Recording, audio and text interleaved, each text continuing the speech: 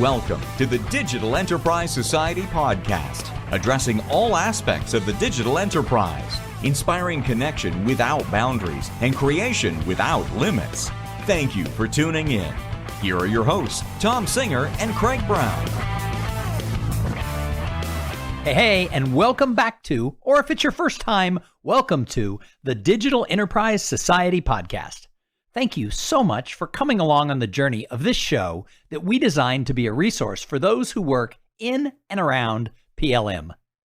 The Digital Enterprise Society, it is a forum for the exchange of ideas surrounding the tools, processes, and practices used across the product lifecycle. To learn more, visit digitalenterprisesociety.org. My name is Tom Singer, and I have the honor to co-host this podcast, usually every single week, with Craig Brown, who is an industry veteran and former PLM leader at General Motors. But today, it's just me. Today, we're having one of those career talks with an expert in communications. And I think that never before has business communications been more important than in the world we're living in now and every crazy thing that has happened, both in person and now so much communication is done digitally. And that's what we're going to talk about today, because every single week we try to bring to this podcast interesting interviews and other ideas that will help all of our listeners enhance and grow their careers. And today my guest is Jim Comer. And Jim is, for lack of a better term, he's a communications expert. He coaches executives all over the world on how to better get their message across through the use of the spoken word. And so I thought I would invite Jim here to the Digital Enterprise Society podcast to talk to everybody about how can we communicate better. Hey, Jim, welcome to the show. It's great to be here, Tom. I love that Digital Enterprise Society. I feel important already. Yes, no, it's a great group. And this podcast, we've been doing it for now almost a year and a half. And it is, like we said, it's designed to help people grow their careers. And we all know that communication skills is one of the ways that you can help yourself advance. And so before we start the interview, if I was to just say communication skills, both in a general term and now in this sort of digital, online, Zoom, etc. world, what are the 2 points you would want everybody to walk away with that they need to know to be better communicators? Well, number one has to be individuality. Individuality leads to likability, and likability leads to connection. So what I always tell people more than anything else, be the best of who you really are. The person that your friends and family know and enjoy, that guy. Don't try to be perfect when you make a speech, when you're on Zoom, when you're reporting to your team. Don't be that guy who feels like they've got to be absolutely letter perfect, because when you do that, you're most likely to be reading, to be being careful, or to worry so much about how you're coming across. Don't worry about how you come across as you really are. And then you're going to be much more likable and approachable and authentic. The other one, and I've got to go for this because you tell me this is software engineers, right? A lot of them. Sure. So I believe strongly that you should make a few points well, not many points badly. I say this because I am a typical audience. And at the end of any presentation, if I walk away with 1 or 2 points, you have done a great job. And I believe that I am pretty much like the average audience. We can't remember 4, 5, 7, 8 points. And yet so often I hear people trying to flood me with points and I'm left with a blur. So what I would tell audiences always is know what the 1 or 2 key things you want to get across. You need to know that. And then you need to focus on that. And make sure that you repeat those points interestingly. You give examples, you give stories, drive those key points home, and there's a good chance that your audience will actually remember them. So Jim, we're going to unpack some of that and go deeper throughout this interview, but let's back up a little bit. I introduced you as an expert in communication. What's your background? How did you first take communication skills by the horns? By accident, as in much of my life. I was an actor in New York for a number of years, and I was one of the 100,000 people trying to get the 400 jobs. And it's no surprise to know that I was not one of the 400 chosen by God. So ultimately, I ended up getting a job with Avon Products, writing sales meetings for their, 500,000 ladies, Avon ladies. And one day they asked me to write a speech for the CEO. I had never written a speech before, but he was speaking to my audience. He was speaking to my ladies. So I wrote a warm, personal speech, and everybody loved it because it's not corporate sounding. And they actually asked me to come and listen to the CEO practice this speech. And when I heard him practice it, he was god awful, terrible beyond belief. I mean, I was so stunned, and all I can think of, he's going to ruin my perfect speech. So I went up to this man who barely knew my name, and I said, "Sir, I think you can be even better if we could rehearse a few times. Would you like to do that?" And I waited for him to fire me, and he didn't. He said, "No one ever asked me to rehearse before." And I'm thinking to myself, well, I can tell that. And he said, "I think it's a good idea." So he and I rehearsed 3 or 4 times together before his big speech, and he got better. Not great, but better. And everybody noticed it. And when he gave the speech, it was a hit. And suddenly I was a speech coach. So you started speech coaching for executives, and where did that path lead you? Let's hear a little bit more about this. Well, once I found out that if you coach the CEO, you get lots of respect and everybody thinks you're wonderful, I thought, well, this is a good thing. And so I began to coach the executive team at Avon, and it worked. I think all those acting classes that I'd taken, I used the best of those, and I brought those acting skills into coaching, and also my writing skills. So it's a combination, because what I know is you've got to have great content. The content has to be really, really good, and it's got to sound like the person who's speaking. Not something with a bunch of big words or jargon or sounds, like an automaton. No, I don't want that. I want an individual. So the content has got to be really individual and personal. And then once you've got the content in great shape, then you bring in the coaching, and so that the expression, the way it's delivered, is just as authentic as the words. And so when you combine the two, then you've got a really strong speech. That's a good transition into what you sort of started with, where you talked about when you give a speech. And I don't think a lot of our listeners give a lot of speeches like to big audiences, but a lot of them do have to report out to their teams, and they do have to have conversations with clients and other stakeholders. So one of your opening pieces of advice was be yourself. So how are some ways that when people are communicating, whether it's in person or digital, how do they get in touch with themselves? The most important part is to not make any major changes when you're giving that report to your team. How would you talk to somebody if it was you in the water cooler and you were telling somebody at the water cooler something about the project you're doing? That person right there would be real and natural. You'd use body language that you would use in real life. You would have the smile that you have in real life. Your voice would have fluctuation. It wouldn't be trying to not make a mistake. You want to bring that actual, authentic person with you. It might start by giving a smile at the beginning of your presentation, because so often I see people, and I've seen this over and over, including CEOs. They'll get up and they could be speaking to 10 people or 1,000, and they'll say something like, "Good morning, I'm really glad to be here. Now let's get started."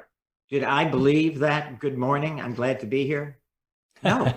If you're going to say, "Good morning, I'm glad to be here," it's got to sound like this. It's got to have a smile. It's got to be, "Good morning, I'm really glad to be here. Let's get started now, because I have got some exciting news for you." You see, what's happened then is that my tone of voice, the pauses, the not rushing, the really taking the time to let them know, "I'm glad to be here. We're going to have a great day." See, that's so different than rushing into content, which I see people doing all the time. And so therefore, we don't believe the very first words they said, which is, "I'm glad to be here." Anything you say, I want to hear not just the words. I want to hear the tone. I want to hear the belief. For example, if you're talking about some technical breakthrough that you've just made, I know you're smart already. I know you're experienced, or you wouldn't have the job. What I want to know is, what can you bring to me besides that content? How do you feel about what you're talking about? Are you excited about this breakthrough you're telling me about, or this problem you got to solve? Tell me in your tone. Tell me in the way you come across, how you feel. I want to know what you can say more than just the simple words. I want to get the feeling with the words. If it's a problem, I want to hear in your voice, we have got a problem that we are going to solve. And when we solve it, blankety blank blank. But I want to hear in the words, I want to hear the tone matching the words. If you say you're excited about something, you have got to sound excited. You can't tell me you're excited if you don't sound excited. And I hear it all the time. But in team meetings, lots of times people are asked, maybe the president of the company has come in to hear what your team is doing, to give a report. People get nervous because their boss is there, their boss's boss is there, maybe members of the board are there. So it's hard to be yourself and let yourself out when you feel all the eyes are on you, right? But it has to be just the opposite. Even more reason to be who you really are if the president is there or the board members. I just coached some people for a board meeting last week, and I got to listen to a 3-hour board meeting from a Texas state agency. And I got to tell you, the people that were best on that board meeting were the people that had a sense of humor, that they kidded themselves a little bit, that if something went wrong, they didn't get upset. Just the opposite. We think that we've got to be perfect. Trying to be perfect is the biggest mistake you can make. Nobody wants to hear perfect. They want to hear somebody that's real and human. And what we do is, when we are real and human, our voice takes on our natural tone. And we sound like a human being, not someone reading or not trying to make a mistake you can make. That's an interesting point that you bring up, because one of the things that I've found, the biggest compliment that I ever got as a professional speaker was one of my college friends happened to be in the audience. I was speaking for a company and he worked for that company. He didn't know I was going to be the keynote speaker. I didn't know he was going to be at the meeting. We hadn't kept in touch. And afterwards he told me, wow, when you're on stage, you're like the same guy you'd have a beer with at the fraternity party. So it was like, for him, it was like, wow, you're the same on stage as you are in person. And I thought that was the biggest compliment I ever received. Tom, it was the biggest compliment, because that's exactly what I'm talking about. But see, what happens is, when people get in front of a group, especially if someone important is there, they either get so constricted and they okay, I'm going to talk just the way it should be. I'm not going to make any mistakes. I'm going to tell this just the way I think it should. You see what's happening to my voice? All of a sudden, all the tone out of my voice, the ups and downs, the vocal variety, it went away. If you're speaking in front of a group, no matter what, you've got to be even more who you really are. And don't read your slides. Don't read the script. Reading is death. Do not do it. Talk to me. Don't read to me. I'd rather you mail it in than read the slides. Don't read the slides. So Jim, another thing that you said in the introduction was don't put too many points into your presentation. And I see this all the time in corporate presentations. Everybody wants to prove how much work they've done, how smart they are, how hardworking their team is. So they have like 23 things that they're going to try and do in their 10 minutes that they have to speak at the meeting. So how do you talked about using fewer points. How do you even choose which 3 points it should be? Very easy. First of all, I think 3 is probably too many, because Jim Comer here, if I'm really at my top of my game, I might remember 2 if you're really good. So here's the simple way. And if you don't remember, I'm going to just go right to the heart of it here. If you remember nothing else that I say today, you software engineers, I want you to remember this. You need to know, before your report to your team or to whatever group you're talking to, you need to know, what are the most important things I want to get across? Let's just say 2. If I could only have them remember 2 things at the end of my presentation, what would they be? Now, if you know that going in, then you can absolutely focus on those 2 things. Make sure that those 2 key things, you get them across. And then if you want to make other points on top of that, fine.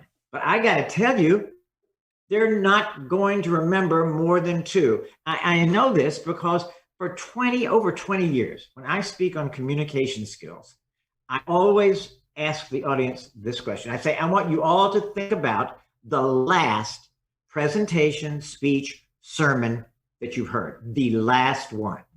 Then I give them 10 seconds to think of it. I say, got it? Okay. What were the two main points? And then there is a deafening silence.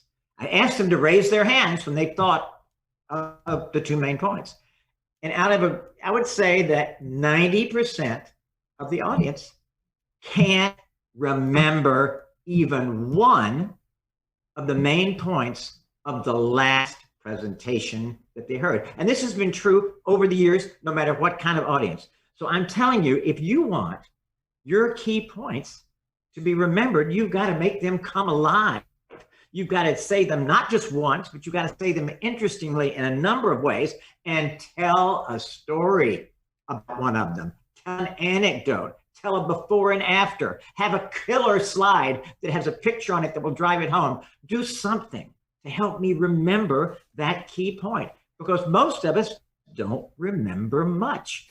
And I got to tell you, engineers are the worst on this. They think they've got to make every point. Well, I got to tell you, you can make them, but they're not going to remember them. If you're trying to make 5 to 10 points or more, you're just giving us a blur. Know what you want them to remember. So, Jim, we've moved into this world because of the global pandemic where everybody was asked to social distance and work from home. And so now most of our communication with our customers, with our bosses, with our coworkers, with our design teams, etc., most of those are taking place over Zoom, Microsoft Teams, or some other digital platform. How does communicating over a digital platform change? What are the things we need to pay attention to? Well, first of all, I must say that we need to accept the fact that Zoom is with us forever. If you think we're going back to the good old days, no, we're not. Once we get out of this pandemic, we'll have a lot more in-person meetings. And I think that's great because I'm an extrovert and I love them. I love to be in the room with people. I love the hugs and the conversations, but Zoom will be with us from now on. I would think that in the future, our meetings are going to be maybe half Zoom and half in person, that kind of thing. So we need to accept the fact that Zoom is with us. The two most important things I could tell you about Zoom would be light and sound. Let me add a third one, lens. Light, sound, lens. First of all, if you don't have good lighting when you're speaking on Zoom, and you look like you're in a closet or a cave, this is not a good way to reach your audience. They want to be able to see your face, to see your expression, to have your eye contact with you. If you don't have good lighting, you're not going to have it, and you're going to frustrate your audience. If you were in a room making an in-person presentation and you turned the lights off, you wouldn't do that in person. Why would you not have good lighting for Zoom? So you need to take a look at your lighting. You need to see, and they really see your face well. And if not, you need to either find some way to get good lighting. For me, I had to buy some. I went to Amazon. I said video lighting. I spent $110. I got some good lights, and it has made all the difference. Best $110 I ever spent. For some people, you can actually position it where you have a window that you're facing when you're speaking so that the light is coming in. I've seen people use natural light and it works out great. But the problem is, what if it's daylight savings, or it's getting darker earlier or whatever, all of a sudden your natural light's not going to be there. You have to have some way to properly light your setting. Yeah, and there is no one way it fits all for this. It depends on what your room is like, what your overhead lights are like. You need to experiment with this. Just make sure that your audience can see you, because it is incredibly frustrating for an audience not to be able to see you well. So that's one thing. Secondly is sound. They want to be able to hear you. And, Tom and I, before this podcast today, we were struggling with my mic, my expensive mic that I bought so it would be so good on podcasts and on Zoom calls. Well, for some reason, I had it, so it wasn't working right. And we had to spend a little time getting it so that you could hear me. You do not want an audience struggling to hear your words. That defeats the whole purpose. So make sure you're either close enough to your laptop or you've got an external mic, something so it's easy for them to hear you. Because I know it's so hard when somebody is saying something important and you can't quite hear them. I've literally put my ear up to the laptop sometime trying to hear people. That's not how you want to do it. You want people to have it easy to see you and hear you. And then the last point is look in the lens. I've got an external camera now because I was told that would make it a lot easier. So I've got a camera right above my screen of my monitor, and I'm the lens. In fact, I even put a face of a person. I imagine a face in that lens. When I'm able to do that, it makes it so much more easy to talk on Zoom.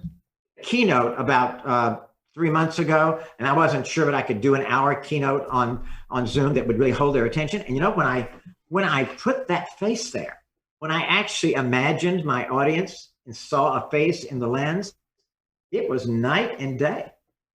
All of a sudden, I really felt like I was talking to a person.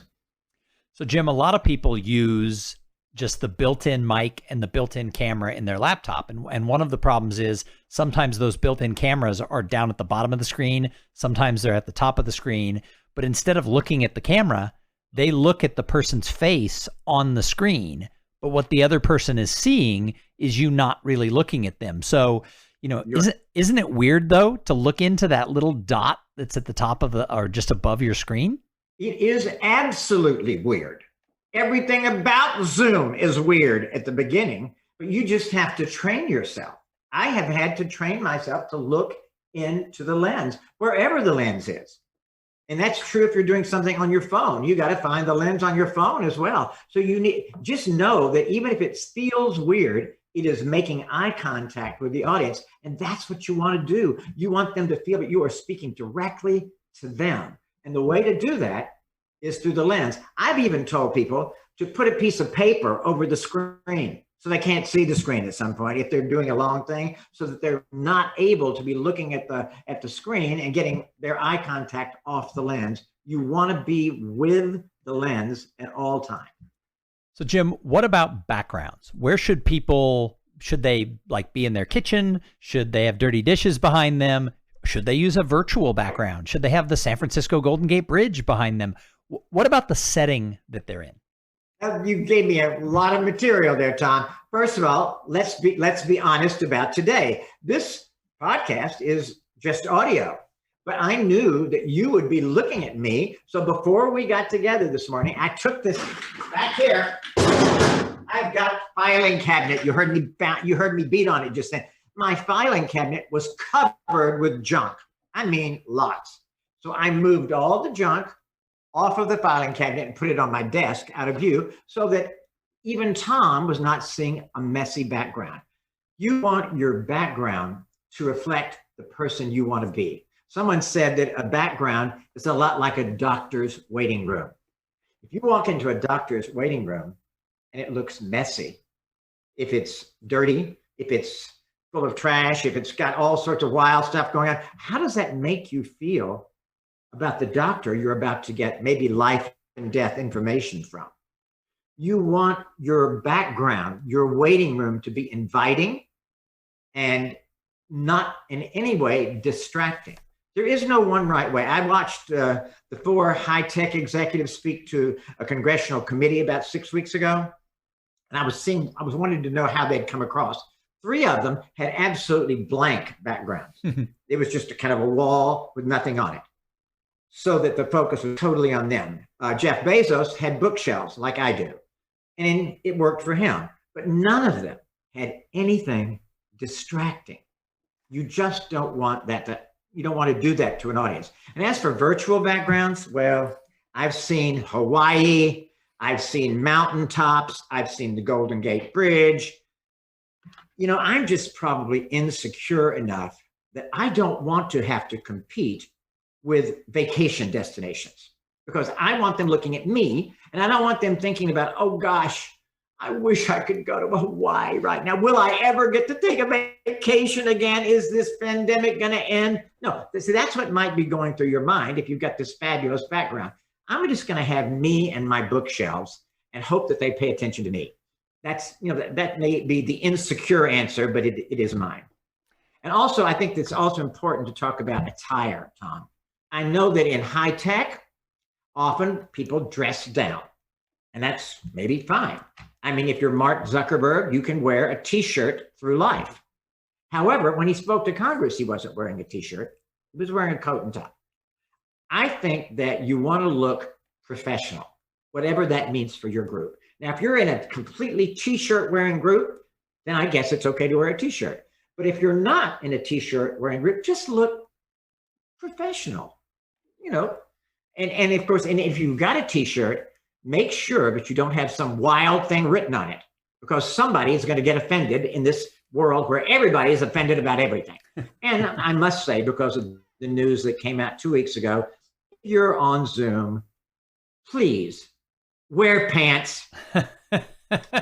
But as most of you probably heard, the famous CNN legal correspondent, Jeffrey Toobin, who was also a staff writer for the New Yorker, a couple of weeks ago, he was on a Zoom call, and we found out later he thought that the Zoom was off. And let's just say he did not have pants on, and he was doing something he ought not to be doing. And the world saw it. And he is no longer working for CNN. He's no longer working for the New Yorker. His career is basically over. Don't do anything on Zoom that you wouldn't want the world to see. And always assume that they're looking. And that includes when you're off camera, when somebody else is talking. Go ahead. That brings up an interesting question. And that is, when you're not talking, should you be paying attention? Absolutely. And let me just admit something I did for the first couple of months on Zoom. I had a number of breakfast meetings, and I would be eating my yogurt during the thing. And all of a sudden, I realized nobody else on these calls was eating. And I realized, not so smart, Jim. I put away the yogurt. I might take a sip of coffee. That's as much as I'll do.